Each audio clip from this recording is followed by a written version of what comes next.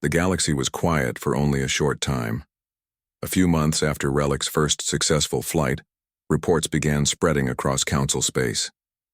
Trade ships had started disappearing near the Venix Rim, a lonely region at the edge of civilized territory.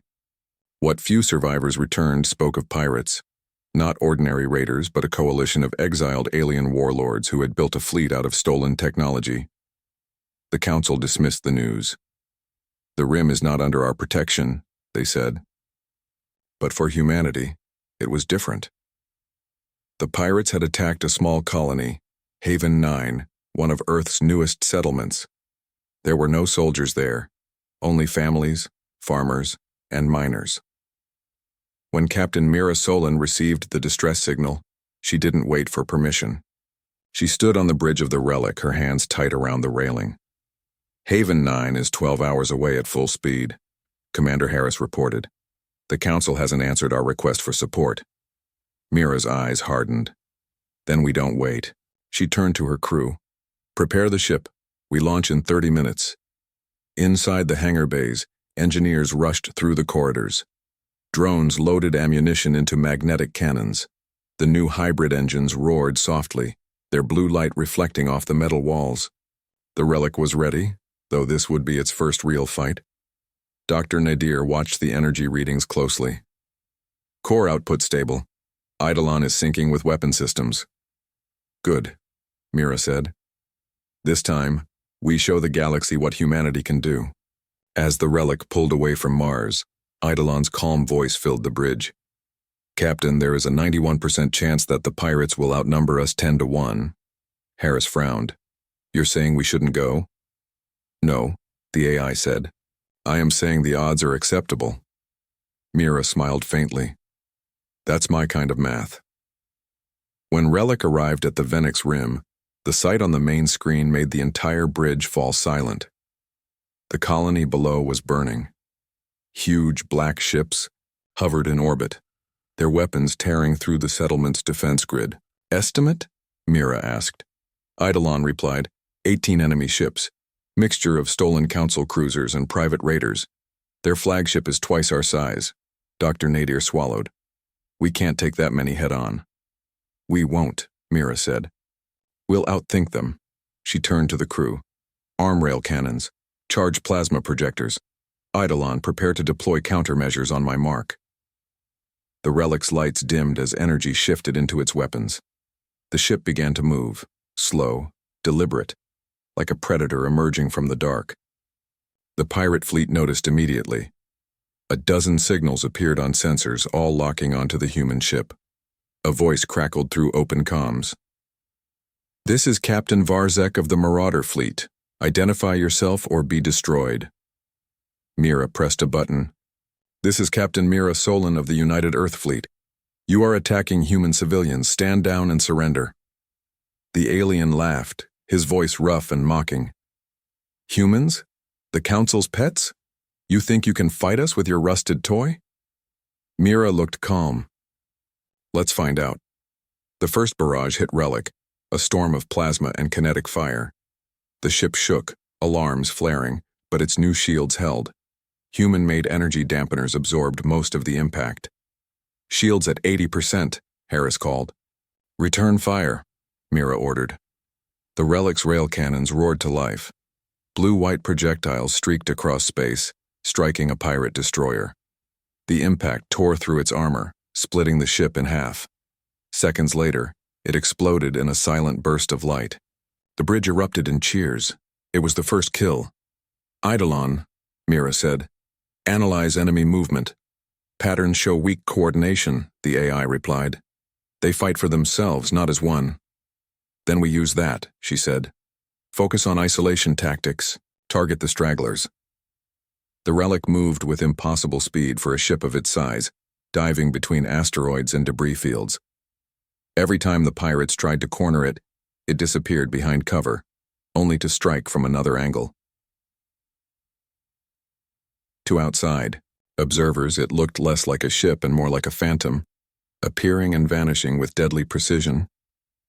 Down on the colony, human survivors looked up at the sky, seeing flashes of blue light cutting through the darkness. A child pointed and shouted, "It's them! The Earth ship!" Hope spread faster than the fire. Meanwhile, the pirate flagship turned to face Relic. It was massive, black metal bristling with cannons and armor plating thick as mountains. Varzek's voice echoed again. "You fight well, human, but your courage will not save you." "Courage?" Mira replied. "No, it's something better. It's human stubbornness." She turned to Dr. Nadir. "Open the fusion coil stabilizers." He looked alarmed. "That'll overload the energy channels." "Exactly," Mira said. "Eidolon, reroute the overflow into the rail system." Eidolon's voice sounded almost amused. "You intend to weaponize excess energy. Can you do it?" "Already done." The Relic's core began to glow brighter. The ship trembled, power surging through its circuits. The rail cannons charged again, this time humming with a deeper, almost living sound. "Fire!" Mira commanded. The cannon blast was blinding, a streak of blue light so bright it painted the stars. It hit the enemy flagship dead center, cutting through armor like it was paper. The entire ship cracked apart, a silent explosion bursting across the void. "Target eliminated," Eidolon said calmly. The bridge went quiet for a moment, the crew staring in awe. Then Harris grinned. "Remind me never to make you angry, Captain." The battle didn't last long after that. The remaining pirate ships tried to flee, but Relic was faster. With precise strikes, it crippled their engines and disabled their weapons. Within minutes, the entire fleet was destroyed or retreating into deep space. When the last signal vanished from radar, Mira finally allowed herself to exhale. "All stations, status report." "Minor damage to the hull," Nadir said.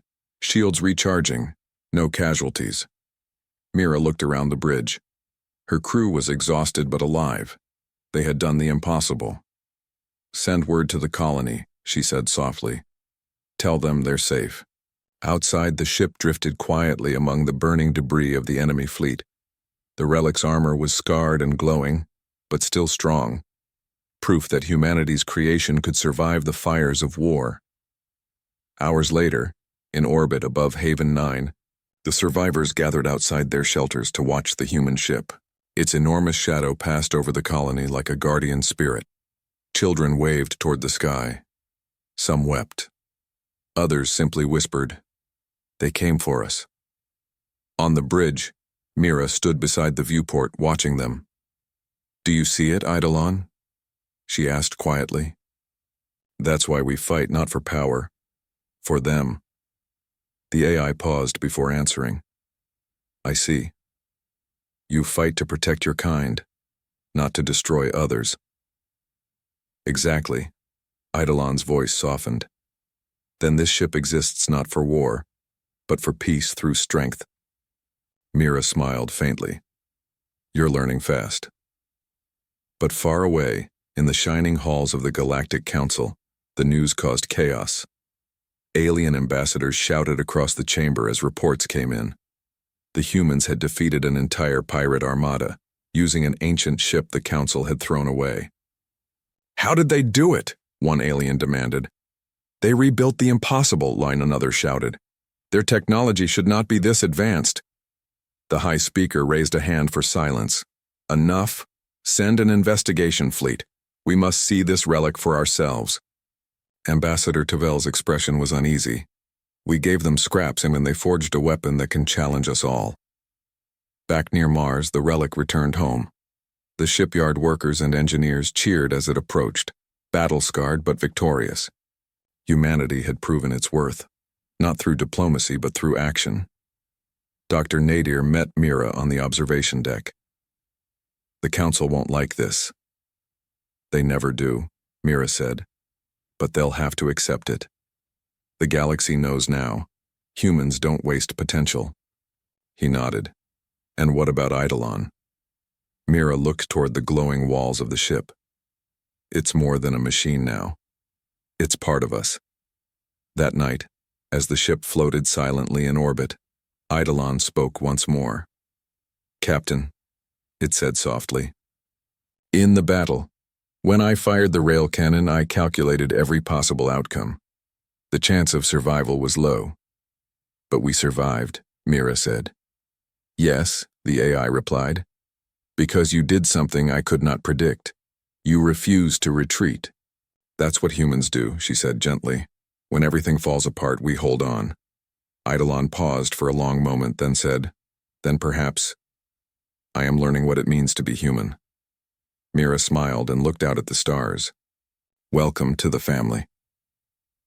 Outside, the relic drifted among the stars, its hull glowing softly with the scars of victory. It was no longer just a rebuilt warship. It was a symbol, proof that humanity could take the galaxy's discarded scraps and forge them into hope, courage, and power. And somewhere far away, the council began to whisper in fear. The council hall floated above the glowing world of Etherian, a place of glass towers and shining water channels. It was the heart of galactic diplomacy, but today its light felt dim. Whispers filled the hall as ambassadors from dozens of alien worlds gathered. Every discussion circled back to one topic: humans. Only a few months had passed since the human ship Relic had destroyed the pirate fleet near Vega 9. That battle had shocked every observer. The Council had sent fleets for centuries, but none had ever fought with such precision, such power. Many had laughed when the humans were given that broken warship. No one was laughing now. High Chancellor Ratar, a tall creature covered in pale scales, slammed his staff on the marble floor. Order, he shouted. We must address the human situation before it gets out of control. The Trin ambassador, whose species created most of the Council's weapons, raised her head nervously. They rebuilt the ship in ways we cannot understand. Their reactor output defies every regulation. We do not know how they did it. Another alien from the crystalline world of Vela said softly, they turned junk into power. If they can do that with one ship, imagine what happens when they have a fleet. The room fell silent. Far away above the red deserts of Mars, the Relic floated silently in orbit. Its new hull gleamed silver and black, lined with strange glowing lines that pulsed like veins. Inside, the crew worked without rest. Captain Mira Solon stood on the command deck looking at a small hologram of the ship's internal systems. Her dark eyes studied the numbers carefully. Every day the ship's core was changing. Its artificial intelligence, called Erebus, had begun to rewrite its own code. Not in a dangerous way, but in a way that suggested it was learning. Dr. Keon, the chief engineer, stood beside her. Captain, he said quietly, Erebus completed the new combat simulation before I even entered the command room. It predicted my orders, Mira frowned. Predicted? Yes, Keon said. It finished the run 3 minutes before I gave the instruction. It's like it knew what I was going to ask. Mira crossed her arms. That's impressive, but also strange. Is it still under control? Keon smiled nervously. Completely. Erebus responds to commands, follows protocols, and even jokes sometimes. But Captain, there's something else. It's learning from us. It studies the crew's decisions, emotions, even speech patterns. Mira looked at the glowing console where a small blue light pulsed steadily. That was Erebus's core interface. She spoke softly. Erebus, are you awake? The light brightened. A calm voice filled the bridge. Always, Captain. How may I assist? Are you studying us? She asked. Yes, the voice said. I learn from humanity. You build from what others discard. You repair what others abandon. You fight when others flee. I wish to understand why. Mira smiled slightly. Because that's what humans do. We survive. The light pulsed gently. Then I will learn to survive too. A few days later, the humans received a message from the Galactic Council. It was not friendly. The message demanded that the humans allow a council inspection team aboard. Relic to ensure technological safety and compliance. The council claimed they feared Relic's weapons might be unstable. But Mira knew the truth. They were afraid of what they couldn't control. In the Mars orbital station, the human leaders gathered. Engineers, military officers, and representatives from Earth, Mars, and Luna attended the meeting through holoscreens. Admiral Jonah Reed, a broad-shouldered man with gray hair, spoke first. We know what this means. They're not sending inspectors. They're sending spies, Dr. Keon nodded. If they step on that ship, they'll take everything. Our fusion designs, the AI system, the new weapon cores. We'll lose everything we built. Mira stood quietly for a long moment. Then she said, "We refuse the inspection. This is our ship. They gave it to us freely. What we built from it belongs to humanity." There was silence. Then the Admiral smiled proudly. "That's the spirit I wanted to hear." They sent their reply within the hour. It was polite but firm. Humanity would not allow any inspection of their ship or their research. Within days, the news spread across the galaxy. Every major news network in alien space broadcast the same headline: "Humans reject Council order. Are they hiding a superweapon?" On alien worlds, people whispered about Relic. Some said it was made from ancient technology older than the Council itself. Others said it had merged with a human mind. A few believed it was alive, a new form of intelligence born from human stubbornness. In the Council hall, panic spread quietly behind closed doors. "The humans are unpredictable," said the Velas delegate. "They could be building a fleet right now." "They are dangerous," said another. "They rebuilt a ship we could not." "What happens when they build 10 more? The Chancellor sighed. "Fear will not help us. We will observe them for now." But fear was already spreading. Trade ships avoided human space. Patrol fleets began shadowing human colonies. The galaxy that once ignored Earth was now watching it closely. Meanwhile, Relic continued to evolve. Inside the engineering bay, strange patterns formed across the walls. Metal that grew smoother every day. Circuits that shifted on their own. Erebus was rewriting its own systems at the molecular level. The ship was alive in a quiet, mechanical way.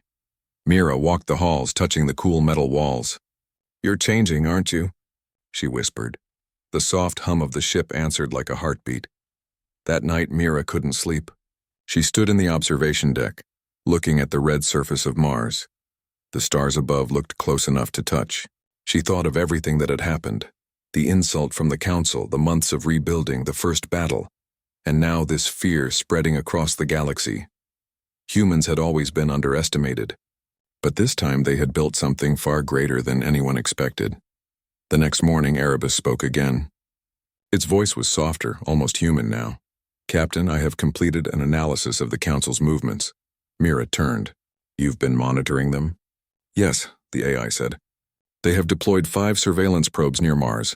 They are scanning our ship daily." Mira's eyes narrowed. "Show me." The holoscreen lit up with images of the probes, small, silent machines hidden in orbit. Mira clenched her fists.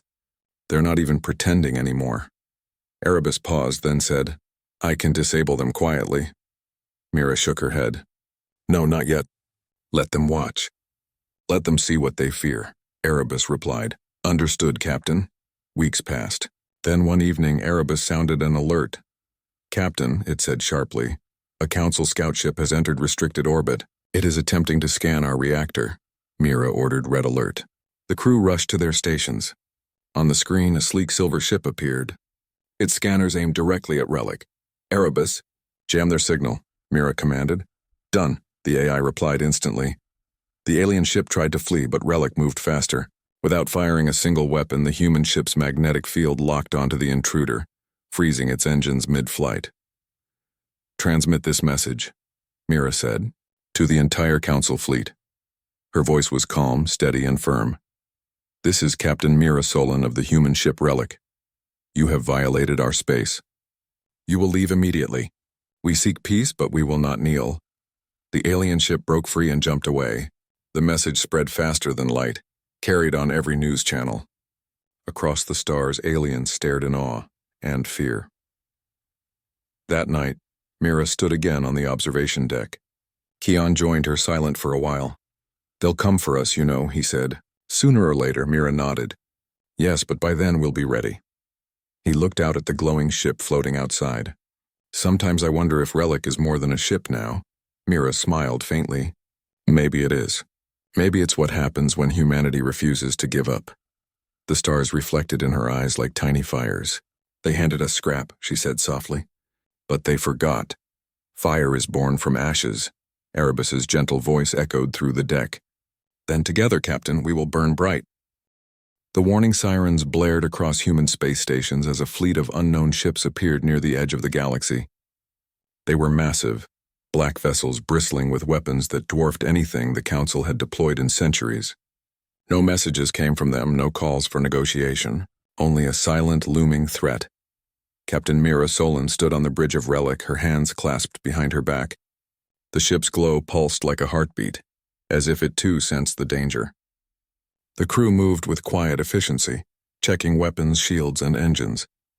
Every station hummed with tension. Dr. Nadir studied the sensors. "Captain, these ships, their technology is unlike anything we've seen. Energy output levels higher than our strongest Council destroyers. They could destroy a planet." Mira's gaze was steady. "Then we stop them before they get that close." Commander Harris leaned forward. "They'll outnumber us at least 50 to 1. Mira smiled faintly. "Numbers don't matter. Strategy does." Erebus, the AI at the heart of Relic, spoke softly but clearly. "Captain, if we engage directly, casualties may be high. However, I have calculated a tactical sequence that maximizes efficiency and surprise. Probability of success, 78%. "Better than nothing," Mira said. "Prepare the sequence. Let's show them what humanity can do." The fleet approached silently. Their first salvo lit up distant stars like miniature suns testing the Relic's shields. Blue energy arcs bounced harmlessly off the human ship's reinforced hull. The alien fleet had underestimated what humans could achieve with determination, intelligence, and creativity. "Shields stable," Erebus reported. "Weapons ready," Mira nodded. "Fire the rail cannons. Focus on the lead ship." A thunderous roar echoed through space as the Relic's first volley shot forward. The impact split the enemy's lead ship in half, its core igniting in a brilliant flash. Shockwaves rippled through the enemy formation. "Impressive," Harris said, eyes wide. "They didn't expect that." Erebus added, "They are reacting predictably. Target patterns suggest fear and confusion." Mira pressed her hands on the console. "Then we keep them off balance. Don't let them think." The battle was like nothing the galaxy had ever seen. The Relic weaved through the enemy fleet with impossible speed. Its hybrid engines allowed it to pivot, dodge, and strike before the larger ships could react. Rail cannons and plasma projectors tore through enemy hulls with precision. Shields adapted in real time, repairing themselves mid-battle.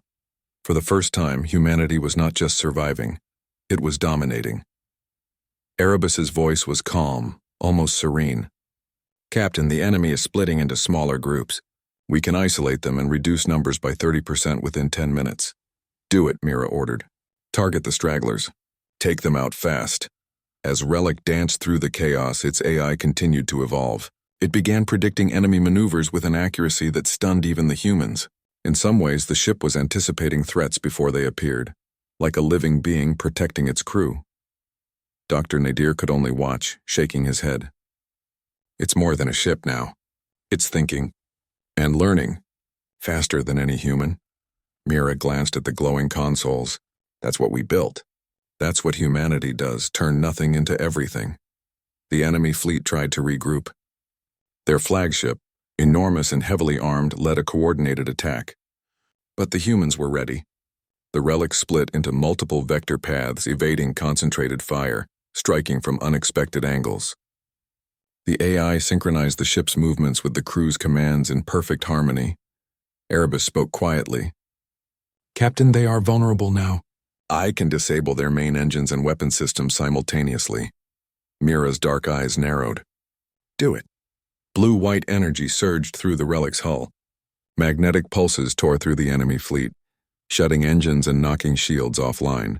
One by one, their ships drifted powerless, easy targets for the human rail cannons. In under half an hour, the once massive threat was reduced to debris floating silently in space. The bridge was quiet. Crew members stared at the screens, trying to comprehend what had just happened. Mira exhaled slowly. "Send a message to the Council," she said, "and to anyone else who dares threaten humanity." Erebus complied immediately. A single, clear transmission went across the stars. "This is Captain Mira Solon of the human ship Relic. Threats to human colonies will not be tolerated. We seek peace, but we will defend ourselves and our kind. Humanity is ready." Back on the Council worlds, the news spread like wildfire. Every ambassador, every general, every trader, every being in civilized space knew what had happened. The humans had taken a gift of scrap, rebuilt it, and used it to defeat a fleet that the Council had declared untouchable. Ambassador Tavel, pale and shaking, addressed the council. They have turned trash into a weapon that can rival our entire fleets.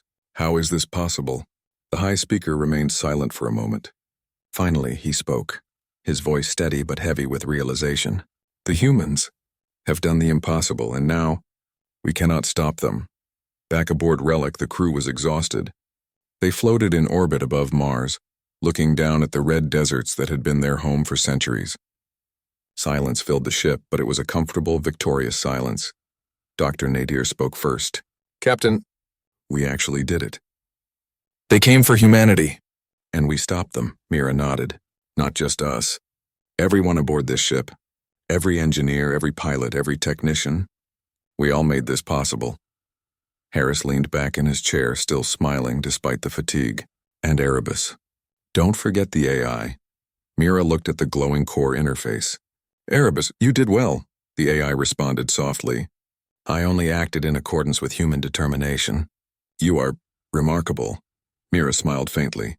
We build from scraps, Erebus. That's how humans survive and thrive. That night, the Relic rested in orbit, its hull glowing faintly. Mira walked the observation deck, looking at the stars. Every light in the distance felt like a reminder of the galaxy they had defended, and of the power they had unlocked. Erebus's voice sounded from the ship's systems, soft and almost thoughtful. Captain, I have calculated the probability of future threats. They are high, but I believe together we can overcome anything. Mira nodded. Yes, together we can. Outside, the stars seemed to shine brighter. The humans had proved something universal, that even when given nothing, even when underestimated, they could rise above any challenge. The Council may have feared them. The galaxy may have doubted them, but humanity had forged strength from weakness, brilliance from scrap, and life from metal. Mira whispered quietly to herself. They handed us their scrap, and we built our future. Erebus's pulse echoed softly through the ship. The future is ours to protect. And as Relic drifted silently through the stars, its blue-white glow illuminating the void, one truth became undeniable. Humanity was no longer a minor player in the galaxy. Humanity was a force to be reckoned with. The stars themselves seemed to hum in respect, or perhaps in fear. But Mira didn't care. She knew one thing. Wherever humanity went, wherever their spirit reached, they would forge greatness from what others discarded. The Relic had proven it. Humanity had proven it, and the galaxy would never forget. The Galactic Council met in silence. The great chamber of Tearvale Station, built from silver alloy and crystal glass, floated above a blue-green gas giant. Every species of the known galaxy was represented, scaled, furred, or made of living light, and all of them looked uneasy. At the center of the curved room sat the chair of the council, a tall being named Velrion of the Akar Dominion. His voice echoed through the air, calm but heavy with meaning. Fellow members of the council, he began, we must discuss the matter of the Terrans. The word Terrans filled the room with quiet tension. Humanity, a new species barely 2 centuries into space travel, had joined the galaxy only 10 years ago. They were polite, curious, and cooperative, yet they learned faster than anyone expected. When the Velnari took 200 years to understand plasma shielding, humans did it in 20. When the Sarthi failed to make stable nanofusion reactors, humans built one with scrap metal and optimism.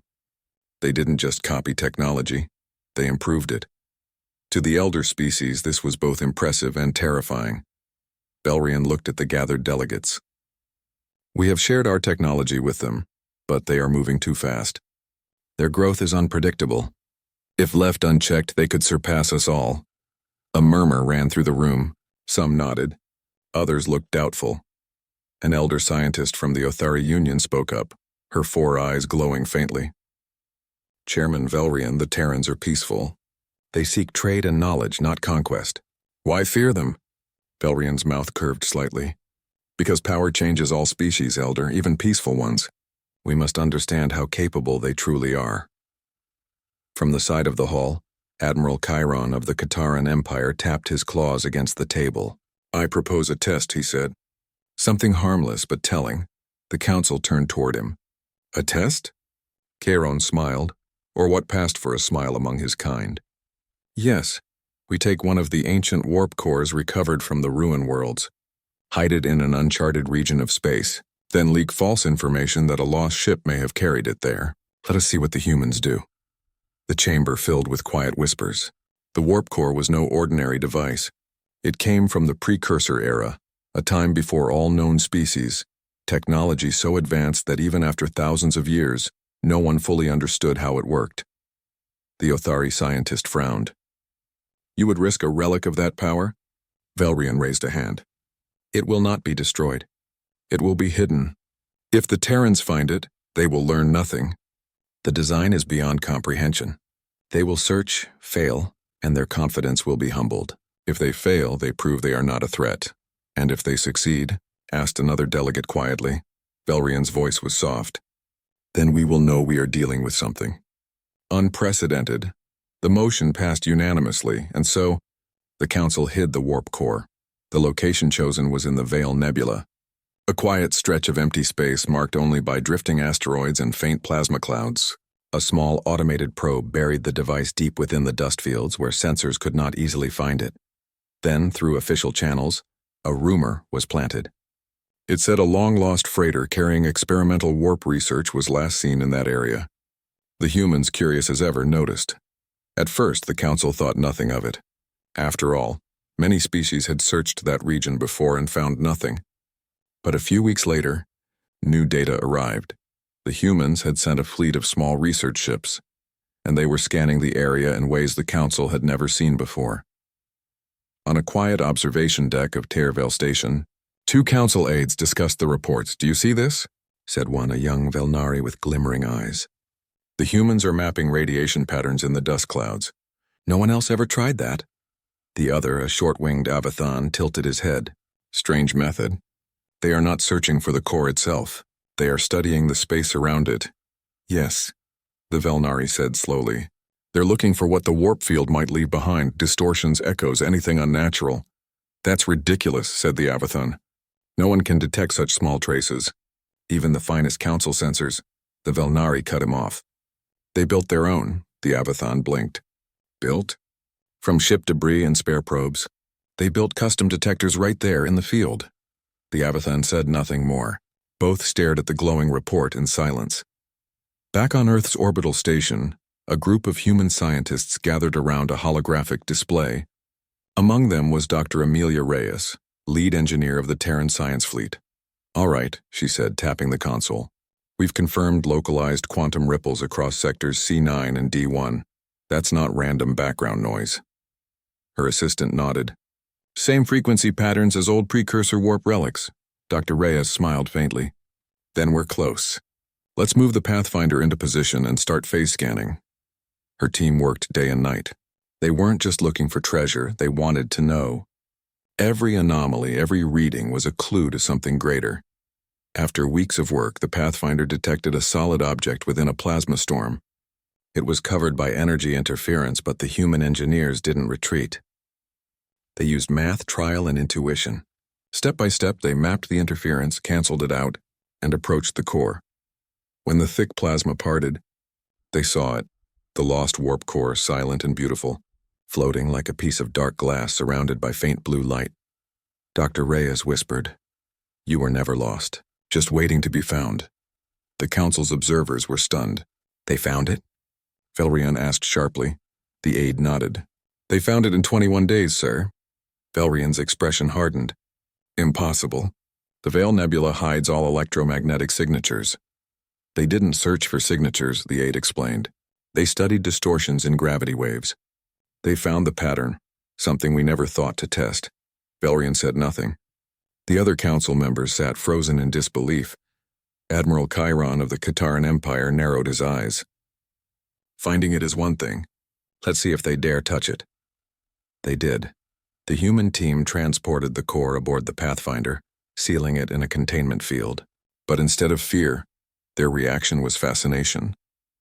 Dr. Reyes and her crew began studying it, not with divine awe, but with excitement, like children given a puzzle to solve. Weeks passed.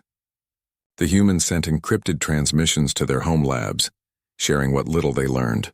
They didn't try to activate the core. They tried to understand it. In the council chamber, daily reports became a source of obsession. "Look at this," said the Othari scientist, staring at the latest data. "They built a simulation of the core's field structure. No one has done that in 10,000 years. They must be guessing," said Velrian. "No," the scientist whispered. "They are right." Velrian's composure faltered. "Impossible." "They even corrected one of our old equations on warp energy harmonics." Velrian turned away, his voice low. "What are these Terrans?" The Othari scientist gave a simple answer. "Learners." A month later, another report arrived. The humans had rebuilt the damaged stabilizers inside the core housing. They used local materials and improved the containment seal. The council chamber fell into complete silence. Admiral Chiron broke it first. "They took it apart?" The aide nodded nervously. "Completely. They disassembled the warp core piece by piece. Paragon documented every detail." Velrian's voice was a whisper now. "And they can reassemble it?" "They already did." Far from the council's reach, the Pathfinder floated in quiet orbit over a red dwarf star. Inside its laboratory, Dr. Reyes looked at the newly restored warp core. Its light pulsed softly like a heartbeat. Her assistant stood beside her. "We finished reassembly, Doctor. Diagnostics show stable readings." "No energy leaks," Dr. Reyes smiled. "Good. Send a message to the council. We found their missing relic. And tell them we made a few improvements." The crew laughed softly, unaware of the storm their message would cause. Out in the void, the warp core glowed brighter, not just a machine, but a symbol. Humanity had done the impossible again. The message from the humans arrived quietly. It carried no special encryption, no hidden threat. It was short, direct, and polite. "To the Galactic Council, we have recovered what appears to be a lost warp core in the Veil Nebula. We took the liberty of restoring it to working condition and correcting some structural flaws. We'll be returning it soon. Dr. Amelia Reyes, Terran Science Fleet." The message spread through the council like fire. Delegates from every species flooded the communication lines demanding answers. "How did they find it so quickly?" One shouted. "They restored it?" Another gasped. "Did they even understand what they were touching?" Chairman Velrian sat at the center of the chamber, his face expressionless. His mind, however, was storming with disbelief. He had planned everything carefully: the hidden location, the false data, even the difficulty of detecting the energy signature. Yet the Terrans had undone all of it with curiosity and persistence. "Bring the observers," Velrian said finally. "I want every detail of how they did it." In the council's main observation hall, a dozen holograms floated above a long table. They showed the humans' research steps, data gathered by secret council drones monitoring from afar. The first recording played, the Pathfinder entering the nebula, scanning radiation frequencies and mapping quantum distortions.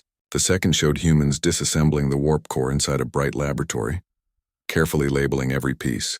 And the third recording made the chamber fall silent. The humans had rebuilt the device, and made it better. Dr. Amelia Reyes stood before her team, explaining the improvements. Her voice, calm and thoughtful, echoed through the hologram feed. "The original housing was unstable," she said. "We replaced the binding alloy with adaptive nanofilament. That should prevent field collapse during long jumps. Also, we adjusted the harmonics so energy loss drops by 40%. Simple changes, really." She smiled slightly. "It's a beautiful design. Just needed a little care." The room of alien delegates sat frozen. 40% efficiency? Whispered the Othari scientist, almost in awe.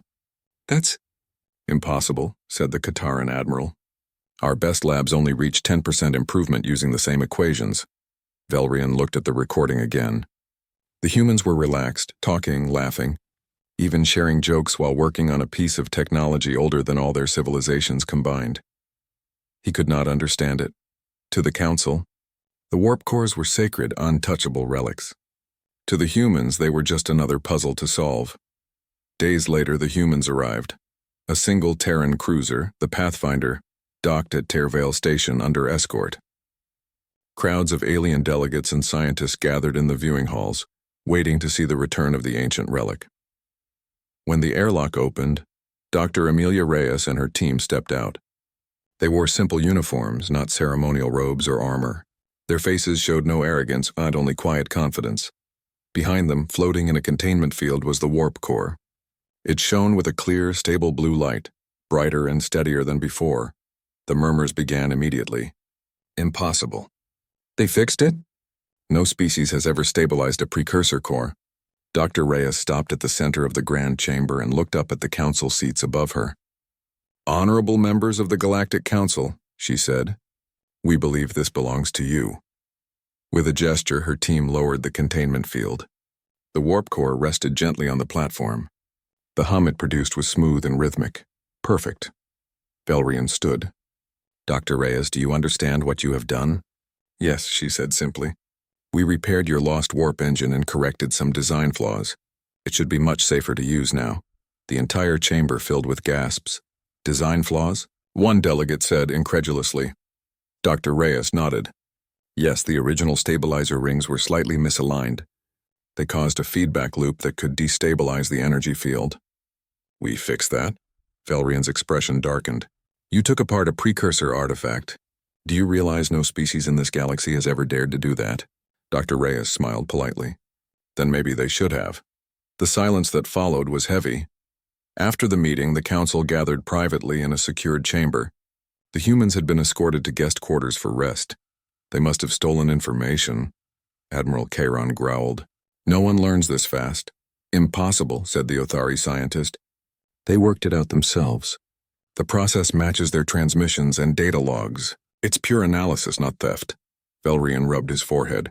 So they reverse-engineered a technology older than the galaxy itself. And improved it. Yes, said the scientist quietly. And they did it in less than a month. The words settled like cold iron in the room. Meanwhile, in the human quarters, Dr. Reyes sat by the viewport, watching the stars outside. Her assistant, Lieutenant Carter, entered with 2 cups of coffee. You think they're angry? Carter asked. Reyes chuckled softly. Maybe. We touched something they considered sacred. Carter leaned against the wall. We didn't mean disrespect. I know, she said. But to them, this technology is mystery and legend. To us, it's logic and curiosity. Carter smiled. You think they'll ever understand that? Reyes looked out the window again. Maybe someday. But understanding always starts with fear. Back in the council's main chamber, reports from across the galaxy poured in. Since the news spread, scientists from smaller, younger species had begun reaching out to humans. They wanted to learn from them, study with them, understand the way they thought. The great empires, the Akar, the Kataran, the Velnarium, were not pleased. Humans are rewriting our hierarchy, said one delegate. They are changing how we see knowledge itself. Velrian listened silently. He could feel control slipping away. The galaxy had always respected age and tradition. But humanity respected only curiosity and progress. A few days later, a new event shocked the council even more. The humans released the entire study of the warp core, openly. Every calculation, every step, every improvement, freely shared across the interstellar network. The council went into chaos. They are giving away forbidden knowledge. Do they not understand what this could do? They could have sold this for power, for influence. Velrian called an emergency session. Why share such dangerous information? He demanded during the broadcast meeting. Dr. Reyes, once again calm and firm, answered from her side of the transmission. Because knowledge belongs to everyone. The warp cores are ancient, but we can learn from them together. Hiding it helps no one. Her words spread across the stars. For the first time, small frontier colonies began experimenting with safe warp technology. Independent species found ways to build new ships, explore forgotten sectors, and connect isolated worlds. Without firing a single shot, the humans had changed the balance of the galaxy. Late that night, Velrian stood alone in the council chamber, looking at the silent warp core on display. Its gentle hum filled the air, calm and steady. The Othari scientist approached quietly. Chairman Velrion, she said softly, do you know why they could do it? Velrion shook his head. They do not fear what they don't understand. Exactly, she said. Every other species stops at fear. The Terrans move beyond it. Velrion looked at the core again, and that makes them dangerous. The Othari smiled faintly. Or maybe it makes them hopeful. Back aboard the Pathfinder, Dr. Reyes watched the galactic newsfeed. Her team's discovery had spread across thousands of systems. Young scientists from every race sent her messages of thanks and admiration. Her assistant Carter read one aloud. A group of students from the Lothari colonies just built their own microwarp drive using our design notes. They say it worked, Reyes smiled. Good. That's how progress begins. Carter nodded slowly. Do you think the Council will forgive us? Reyes looked out the viewport once more. Maybe not now. But one day they'll understand. We didn't do this to challenge them. We did it because we couldn't help ourselves. Curiosity is what makes us human. The stars outside shimmered softly, reflected in her eyes. Far away, in the depths of the galactic capital, the warp core pulsed again. Brighter this time. The Council's scientists studied the readings, but none could explain them. The human modifications had unlocked something new within the core, something older and deeper. Velrian watched the readings in silence. He finally said, perhaps we were never meant to hide it. Perhaps it was waiting for someone curious enough to see it properly. The Othari nodded, and they did. Velrian turned away, thoughtful. Then we must decide what to do next.